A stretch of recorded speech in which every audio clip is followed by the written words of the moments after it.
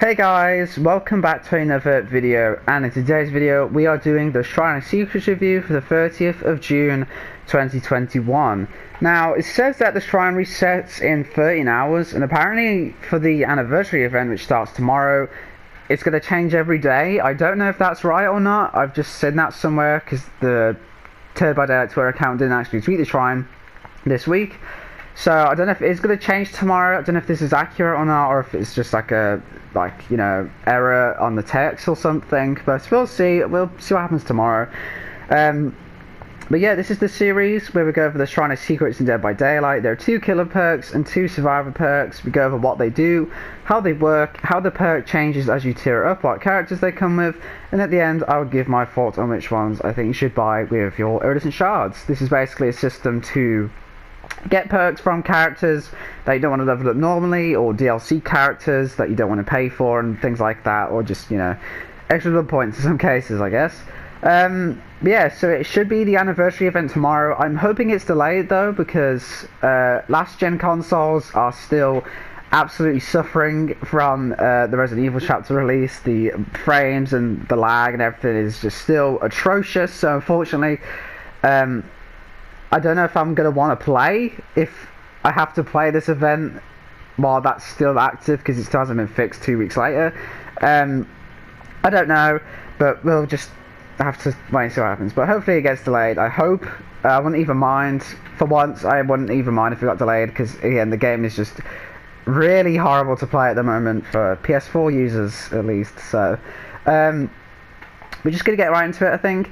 And actually, yeah, the prices are reduced. I thought this was true. The prices are now reduced on the Shrine as well, so it's a bit more worth it. And I think this, again, will be for the anniversary event. I don't have no idea. I don't know if the Shrine is going to change every day or not, but we'll see what happens. And if so, I will have my hands full, but I will try my best to get everything out. Sorry about that.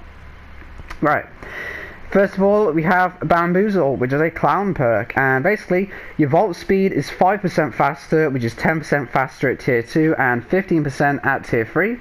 Performing a vault action calls upon the entity to block that vault location for 8 seconds, which is 12 seconds at tier 2 and 15 seconds at tier 3.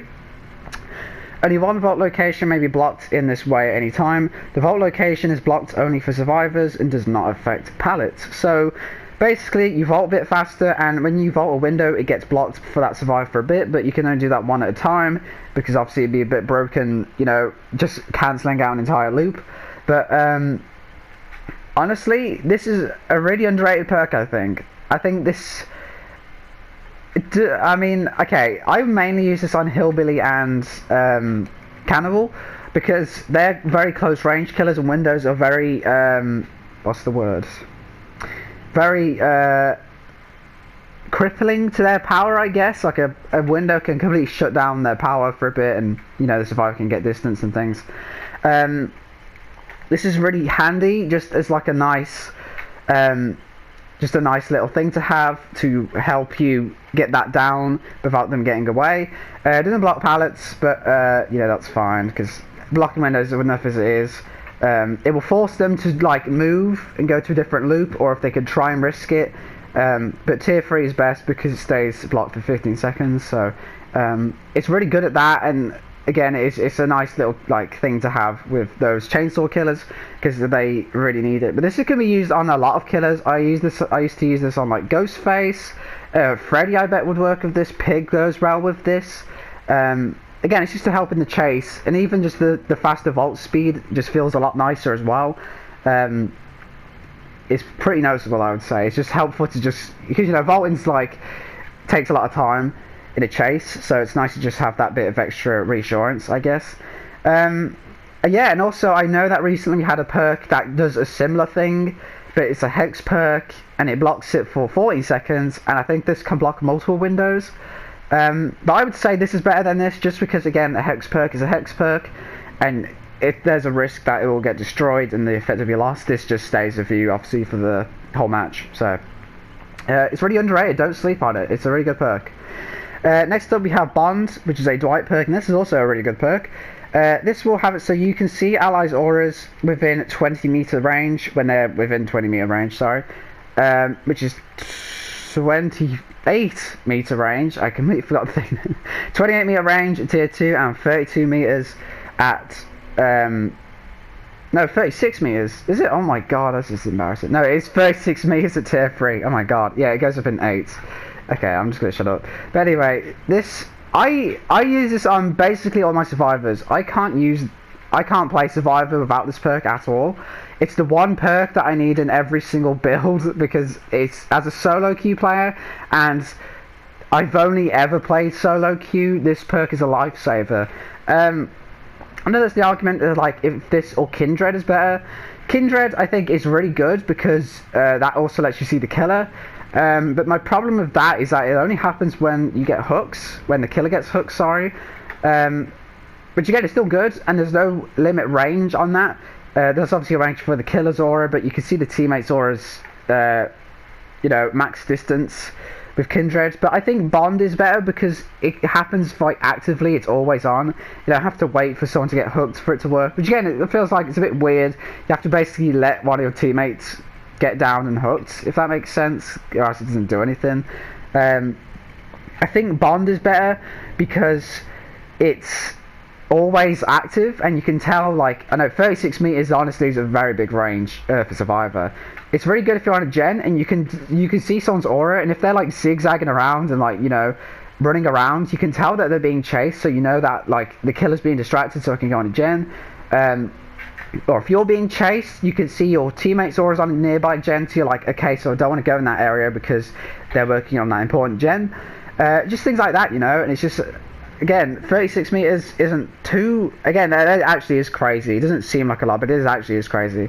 You can combine this with open-handed. If someone on your team or just you is using that, then you get an extra 8 meters, I think it is. So, yeah, again, I literally, no matter what character I have, I cannot play until I have Bond at least level 1. But level 3 is the best because that's the biggest range. So, yeah, again, don't sleep on it. It's really good.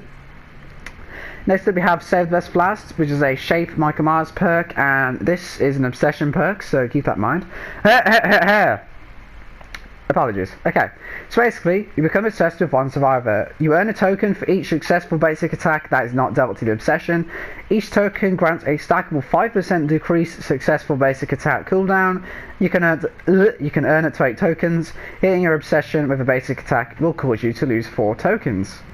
And you can no longer gain tokens if your obsession is sacrificed or killed. So basically, it sounds like a lot. It's pretty simple actually though. So you have an obsession, and every time you hit someone who isn't the obsession, you get a token. And for each token, when you hit someone and then you do the animation where you like wipe the blood off your weapon, or in Michael's case, you just stare at your weapon. Basically, that little animation gets faster each time. So if you get 8 tokens, there basically is no animation, and you immediately recover from the attack and you can chase them again. Because obviously when you do that cooldown as well, you get slower movement speeds and you're just forced to just stare at your weapon for a minute. But with 8 tokens, or even like, I would say at like 4 tokens it becomes a bit noticeable, but obviously 8 tokens, there literally is no cooldown and you're unstoppable. Basically nothing happens. But if you hit your obsession, you do lose tokens, and I think this is one of those perks that you have to use at tier 3, because tier 1, losing 4 tokens from one hit is crazy, because that like is half of it, and in most cases that's all your tokens completely gone. Losing 3 tokens, I guess, is a little better, but it's definitely best to have this at tier 3 if you're going to use it. And like I says, you can no longer gain tokens if your obsession is sacrificed or killed, so you could combine this with Rancor, I guess, because that means you can just kill your obsession at the end of the game and just keep all your tokens. It'll lose at least 2 tokens to chase them, because they'll be exposed. But I've always just used this perk by itself, and it's done wonders. This is really good on killers who have a secondary attack. I don't know what it's called. I think it is called like a secondary attack, but like Demogorgon Shred, Pig's Ambush, Pyramid Head's Rights of Judgment thing.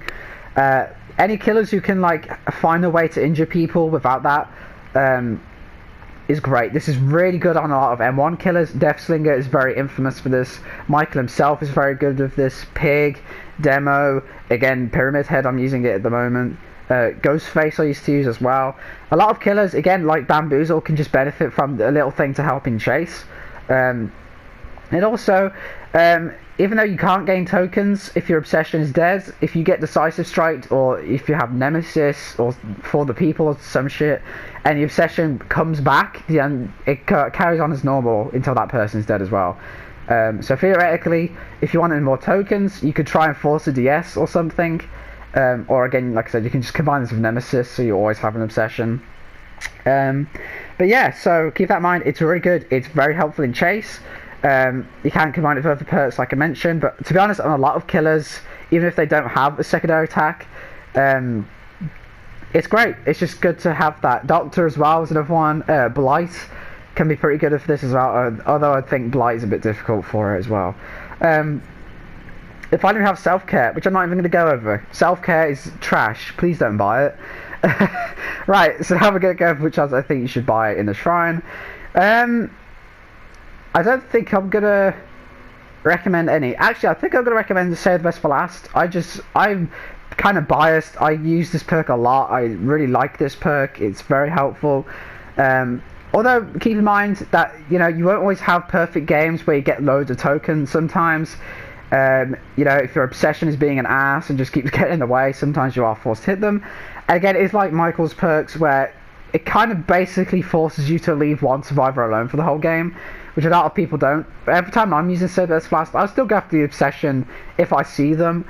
I know a lot of people religiously do not go after the obsession at all, which is fine.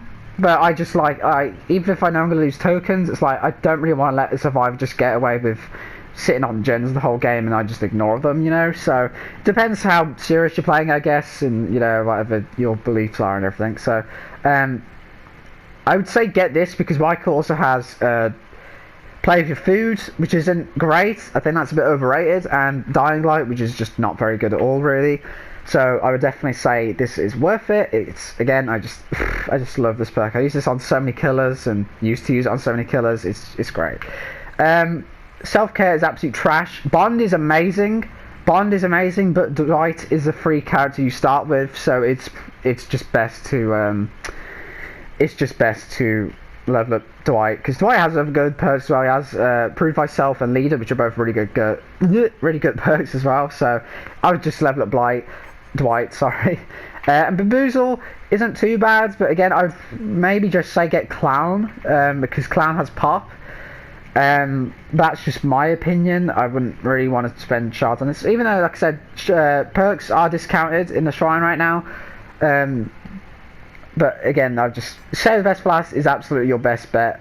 Get Bond if you really want it, but it's, you know, it's level 30 for Dwight, so you might as well just level Dwight. It doesn't take that long.